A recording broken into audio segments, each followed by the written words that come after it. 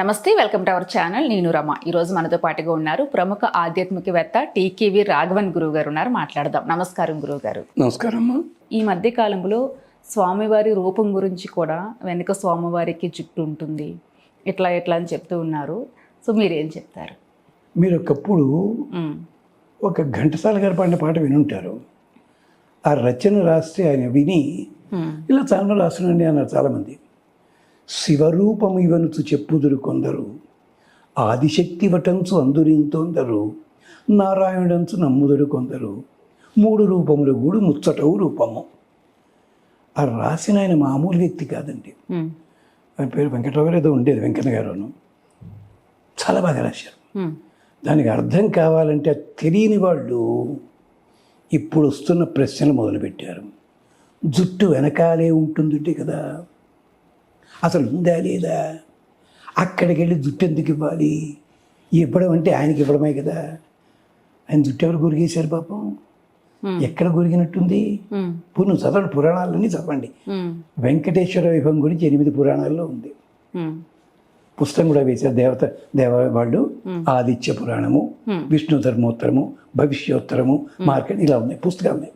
ఏనాడు 1950s వేశారు. ఎక్కడా కూడా ఆయన జుట్టు తరిగేసినట్టుగా ఎక్కడ చెప్పరా.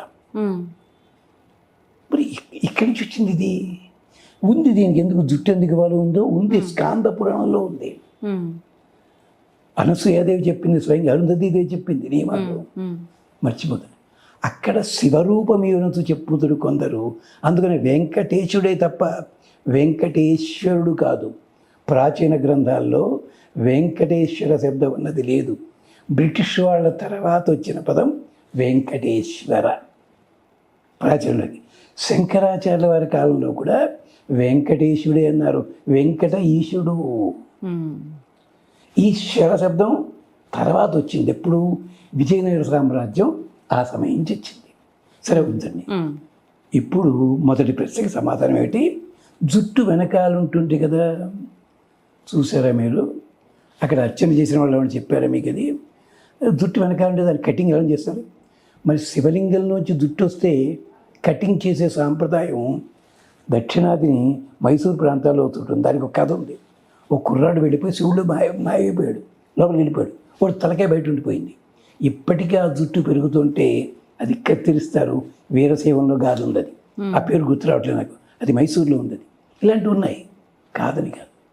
తమాషా ఏమిటంటే పరమశివుడికి జుట్టు ఎలా ఉంటుందో తెలుసా? ఈ శివభక్తులకి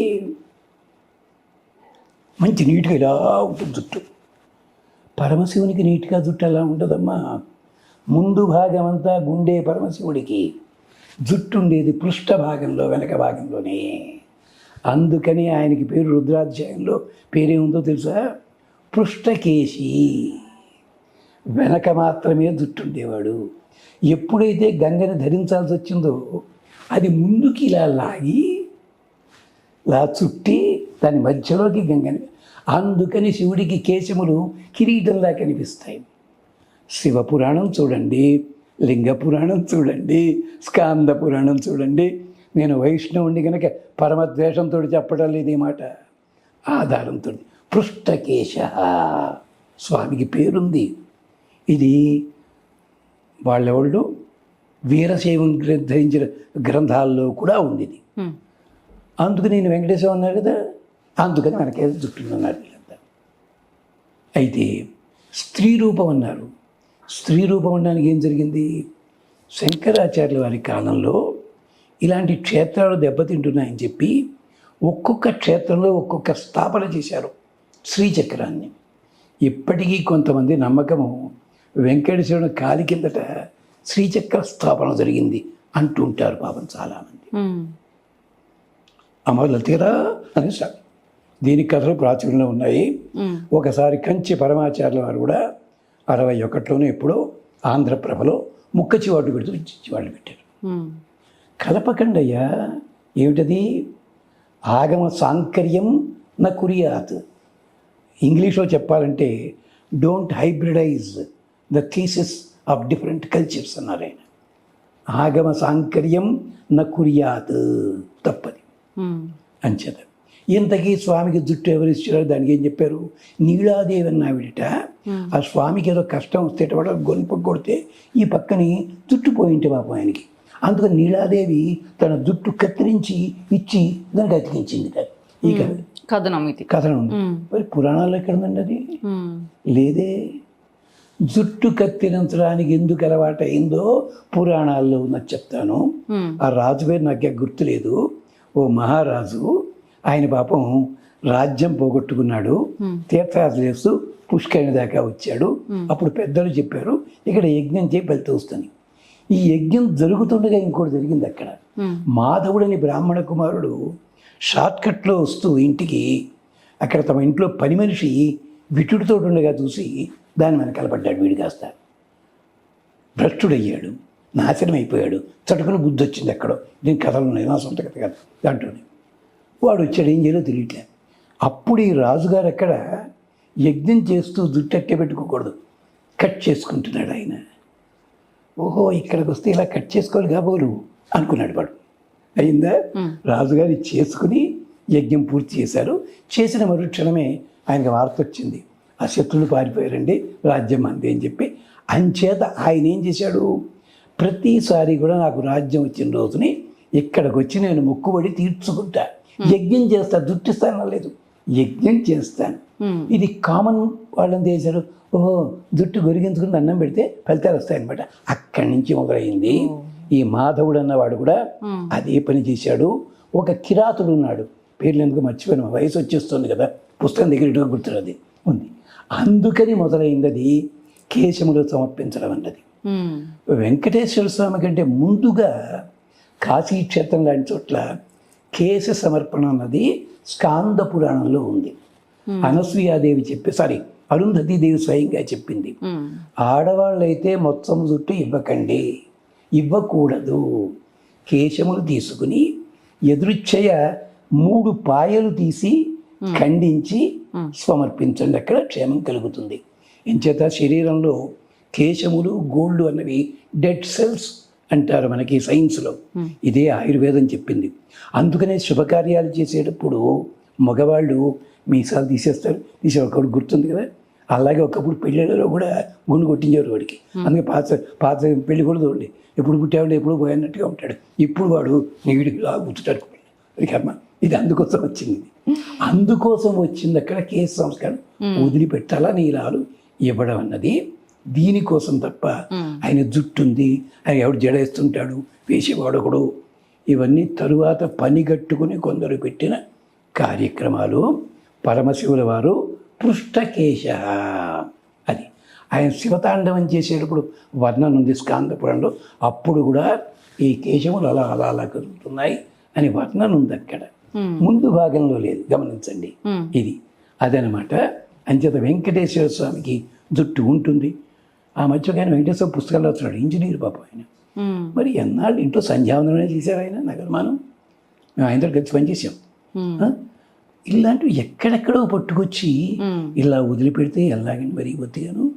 అదే మరి అలాగే మెట్ట మార్గంలో జడుతుంటే రోడ్డు పక్కని ఇలాంటి వాళ్ళు గులకాళ్ళు అలా ఉంటాయి. ఎవడో చెప్పాడు 7 గులకరాళ్ళు పెడితే అన్నం పెట్టుకున్నట్టయితే ఇక ఆయన రోడ్డు మీద గులకరాళ్ళే కర్మ. అలాగే అవి అన్ని భయంకరమైన వచ్చేసి ఉంటాయి. ఆయన వెంకటేశ్వర విగ్రహం పెడతాడు ఎవడను. ఇవి అంటే ఏమిటంటే తమాషా అంటే ఇక్కడ లేనివన్నీ కూడా పట్టుకొచ్చి దేశంలో వదిలిపెడుతున్నారు. అంచేత పురాణ గాథలు చూడండి. వెంకటేశ్వరుడు ఎప్పుడు వాడండి, కలువు వెంకటనాయిక కలియుగంలోనే వచ్చాడు. మరి అక్కడ ఆయన అవతారం ఎత్తింది ఎప్పుడండి, ఆదివరాహస్వామి ఉన్నాడు కదా అక్కడ. ఆదివరాహస్వామి చోటు అడిగాడు. ఆదివరాహస్వామి ఎప్పుడు వాడు, ఆదివరాహస్వామి తర్వాత వామనావతారం వచ్చింది, రామావతారం వచ్చింది, కృష్ణావతారం వచ్చింది, ఆ తర్వాత వెంకటేశ్వరం వచ్చాడా. వస్తే ఇప్పుడు ఎలా అడిగాడు రెంటికి, అమ్మ వరాహస్వామి కాలం తర్వాతే వెంకటేశ్వర ఉదయం అయ్యింది, అందుకనే ఆయన వచ్చి అడిగాడు. ఇప్పుడు మనం ఏం చేస్తున్నాము, ఇంటి ఓనర్ తలుపు కొట్టి అద్దెకున్నాడా అని అడుగుతున్నాము. అసలు ముందు ఎవరు దండం పెట్టాలి, వెంకటేశ్వర దండం పెట్టాలి, ఎప్పుడు చూద్దామని ముందు ఎవరు దండం పెట్టాలి, ఆదివరాహస్వామికి. ఇది జోకులు బాబు. ఇంకొక జోకులు కలియుగ దైవం అని అన్నస్తున్నారు. కరెక్టే. కారణం ఏమిటంటే కలియుగంలో మీరు కలియుగంలో స్వామిని ఎందుకని చెప్పారు, దాని స్కాందంలో ఉంది ఆ పేర్లు ఎందుకు వచ్చాయన్నది ఎలాగన్నది. అంటే నామస్మరణము చాలు. నువ్వు వెళ్ళకపోయినా వెంకటేశ వెంకటేశ. కొన్ని ఊళ్ళు నేను చూశాను, పెరిగాను కూడా. గోదావరి జిల్లాలో వెలగదుర్రు అని ఉంది. ఓ చిన్న గోడ తవ్వుతుంటే చిన్న బొమ్మ దొరికింది. పిల్ల ఆడుకుంటే పెద్ద ఆవిడ రే దేవుడిది పెట్టదు. ఇవాళది పుణ్యక్షేత్రం అయింది. అది చాలామంది తెలియదు. అది గంధ బొమ్మ. చదువు రాని వాళ్ళు సంగీతం నేర్చుకుని పాటలు పాడగలిగారు అక్కడ. నేను చూశాను. నా ఉపన్యాసాల ప్రారంభం కూడా అక్కడే వెలగదూరు అని చెప్పి తణుక్కి 40 మైళ్ళ దూరం 30 మైళ్ళ దూరంలో ఉంటుంది. ఇలాంటివి ఉన్నాయి క్షేత్రాలు. అలాగే జెండా బాలాజీ మందిర్ నిజామాబాద్లో ఉంది. ఉన్నాయి. అందుకని కలియుగంలో స్వామి అంటే దానికోసం వచ్చాడు. అంతే తప్ప కలియుగంలోనే స్వామి వచ్చినట్టయితే ఆళ్ళవార్లు 10 మంది ఉన్నారు కదా, 12 మంది. వాళ్ళ పాసురాల్లో వెంకటేశ్వర స్తోత్రాలు ఉన్నాయేంటి?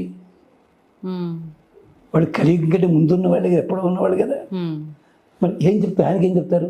అంటే ఇలాంటి ప్రాచుర్యంలోకి వచ్చేస్తుంటాయి మనకి. అంతే తప్ప వెంకటేశ్వరుడు ఆనాటివాడే. ఆఖరికి ఇంకోటి చెప్తే మీరు సంతోషపడతారు. దశరథ మహారాజు సంతానం లేకపోతే ఏడుస్తూ తీర్థయాత్రలు చేస్తూ తిరుపతి వెళ్ళాడు. అక్కడికి ఉంది పురాణాల్లోనూ. అదే సమయానికి జనకుడు తనకు అంతకుముందే పుట్టిన కొడుకు యుద్ధంలో పోతే ఏడుస్తూ వచ్చాడు. ఇద్దరూ పూజ చేశారు అక్కడ. వెంకటేశ్వరుడు అన్నాడు దశరథుడికి, నువ్వు 4 శ్లోకాల్లోనూ స్తోత్రం చేశావు, నీకు 4 కొడుకులుగా తర్వాత పుడతా కదా అన్నాడు. ఉంది, ఆదిత్య పురాణంలో ఉంది ఇది. వాళ్ళు మనకంటే గొప్పవాళ్ళు కదా, అది గమనించండి. జనకుడికి అన్నాడు, నువ్వు నాకు మామగారు సంతానం లేదు మరోడు, నేను నీ మామను ఏమిటి అన్నాడు. లక్ష్మీదేవి రాబోతుంది, కుమార్తెగా వస్తుంది, నీకు మామగారిని అవుతాడు. ఇప్పుడు ఇంకో ఉద్యోగం చెప్తే ఆడవాళ్ళు సంతోషపడతారు. ఆడవాళ్ళకి మొగుడి మీద కోపం వచ్చిందనుకోండి, వెళ్ళిపోతే అడ్రస్ చెప్పి పెడతారా వెళ్ళేనాను. మా లక్ష్మీదేవి అమాయకురాలు, దుర్వాసుడు తన్నాడని చెప్పి కరవీరపురం గచ్చామి, నేను కరవీరపురం వెళ్ళిపోతున్నాను. వైకుంఠ కరవీరపురం అంటే కొల్లాపూర్ అనమాట. అడ్రస్ చెప్పమని వెళ్ళింది ఆవిడ. అప్పట్లో ఈ లింకులు ఇవి లేవు కదా, వెతుక్కుంటూ కింద దిగిపోయాడు పెద్ద మనిషి. కాదుట శ్రీ వైకుంఠ విరక్తాయ, లక్ష్మీదేవి విరక్తి కలిగిందిట. అందుకని చెప్పి శ్రీ వైకుంఠ విరక్తాయ స్వామి పుష్కరిణి తటే రోజు నీళ్ళు తాగా ఇక్కడికి వచ్చి కూర్చున్నట్టు ఆయన. వెంకటేశ్వర సుప్రభాతంలో సీరియస్గా ఉన్నాడు. ఎన్ని చమత్కారాలు ఉంటాయో. అది ఆవిడ కోపం వచ్చి అడ్రస్ చెప్పాడు ఏంటంటే మరిపోతుగాను. అది విశేషం. అలాగే వెంకటేశ్వర స్వామి గురించి జానపదుల గాథలే ఎక్కువైపోయి ఏది నిజం ఏదన్నా తెలియటం, రకరకాల కథనాలు వచ్చేస్తున్నాయి. దానికోసమని ఏది నిజం అనేది అర్థం కావట్లేదు. నిర్ణయం కోసం కావాలంటే ఓపిక ఉంటే తిరుపతి దేవస్థానం వాళ్ళే ఆళ్ళవారుల మంగళాశాసన పాశురములు అని చెప్పి 150 ఎవరు ఆళ్ళవార్లు రాసిన పాశురాలకి తెలుగు ప్రతిపదార్థము, తాత్పర్యము, తమిళము, సంస్కృతం కలిపి ఇప్పటికది 15 రీప్రింట్లు పడింది. దాంట్లో అన్ని వెంకటేశ్వర స్వామి తాలూకు వేశారు. దాంట్లో చాలా పెద్దలు అద్భుతమైన పరిచయం చేసే పుస్తకం. దాంట్లో చూడండి మనకందరి గాథలు ఎన్నో ఉంటాయి. సరే గోపాలుడు కుట్టాడు అదంతా ఉంది నిజమే, ఆ కథ అన్నీ ఉన్నాయి, కరెక్టే. అది అంచేత అలాగే బీబీ నాంచారు అన్నారు. బీబీ నాంచారు ఎక్కడ పెట్టుకున్నాం మనకి. బీబీ నాంచారు కాదు, అక్కడ రామానుజుల వారి కాలంలో ఓ విశేషం జరిగింది, అందుకని చెప్తారు అక్కడ. బీబీ ఏమో ఉర్దూ పదం, నాచ్య అంటే తమిళం, నాచ్యార్ అంటే రాణి అని అర్థం అన్నమాట. అది సంగతి. సరే గురు.